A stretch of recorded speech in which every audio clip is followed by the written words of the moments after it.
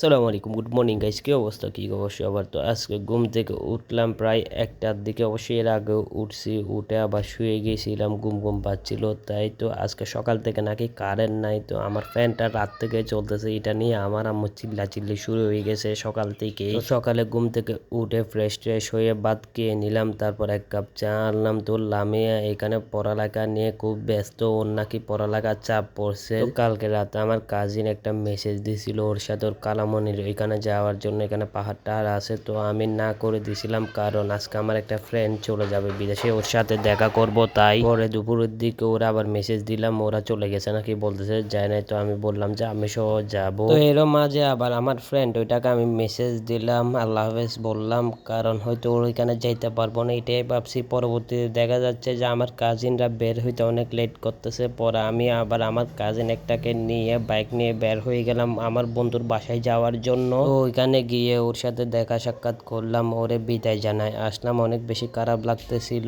তো বাসায় আসার সময় আবার জানলাম যে আমার কাজিনের কালার ওইখানে নাকি যাবে না, কারণ যার কারণে যাওয়ার কথা ছিল উনি নাকি আর যাচ্ছে না। তো এখানে যাওয়াটা ক্যান্সেল হয়ে গেছে। তো বাসায় আসলাম, পরে বাসায় আসলাম, এসে রান্না করে গিয়ে দেখি যে চা আছে একদম অল্প করে, এখানে সাথে আবার দুধ মিক্স করে ওইটা খাইলাম। এরপর দেখি যে আমার আম্মু চা বানাচ্ছে, আবার আমাকে চা দিল, পরে চাটা খাইলাম। এরপর কিছুক্ষণ শুয়ে টুয়েছিলাম। তো লামিয়া বলতেছিল যে ওর সাথে খেলা করার জন্য, পরে ওর সাথে খেলা টেলা করলাম কিছুক্ষণ। ওকে একদিন যাবো, দেখলো মোবাইল টোবাইল ধরতেছে না, ডাক্তার দেখাইছে, ডাক্তাররা বলছে চোখে একটু সমস্যা হচ্ছে। তো এটা শুনে একটু ভয় পেয়ে গেছে, তাই মোবাইল থেকে দূরে আসে, তাই একটু ডিস্টার্ব করতেছে আর কি। এটা সেটা নিয়ে পরে তাকে বাইরে নিয়ে যাইতে বলে, নাইলে ওর সাথে খেলতে বলে। তো ওর সাথে কিছুক্ষণ খেলাধুলা করলাম, এরপর কিছুক্ষণ বসে টসে ছিলাম। এরপর জিতুও মেসেজ দিল বের হওয়ার জন্য, তো বের হইলাম। বের হয়ে কিছুক্ষণ জিতুর সাথে আমাদের ঘরের পাশে বসেছিলাম। এরপর আবার পুকুর ঘাটে ওইখানে গিয়ে বসেছিলাম। ওইখানে আমার কাজিনও একটা আসছে, তো ওদের সাথে তিনজন কিছুক্ষণ কথাবার্তা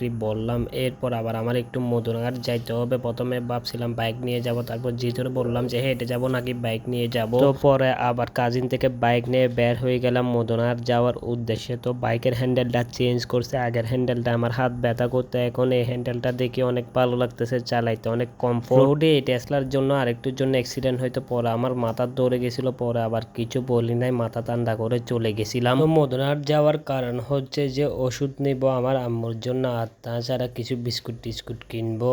আর পোলাপানের সাথে দেখা হয়েছে অনেকদিন হচ্ছে, তো আড্ডা সাড্ডা দিব এই আর কি। তো মধুরঘাট গেলাম, মধুরঘাট যাওয়ার পর প্রথমে ফার্মেসিতে গেলাম, এরপর চলে গেলাম হচ্ছে দোকানে গিয়ে বসলাম, বসে আড্ডা সাড্ডা দিলাম। এরপর আসার সময় দোকান থেকে বিস্কুট টিস্কুট যা বলছিল তা নিলাম, চানাচুর টানাচুর নিলাম এই আর কি। তারপর বাসায় আসলাম, বাসায় এসে অনেক বেশি ক্ষুধা লাগছিল, আম্মুরে বলছিলাম কিছু দিতে, পর আম্মু পরোটা আর মাংস দিল। এরপর এগুলা খাইলাম, খেয়ে কিছুক্ষণ শুয়েছিলাম। এরপর আবার একটু বের হয়েছিলাম। তো আজকের ভিডিও এতটুকু, ইনশাল্লাহ নেক্সট ভিডিওতে দেখা হবে। আল্লাহ হাফেজ।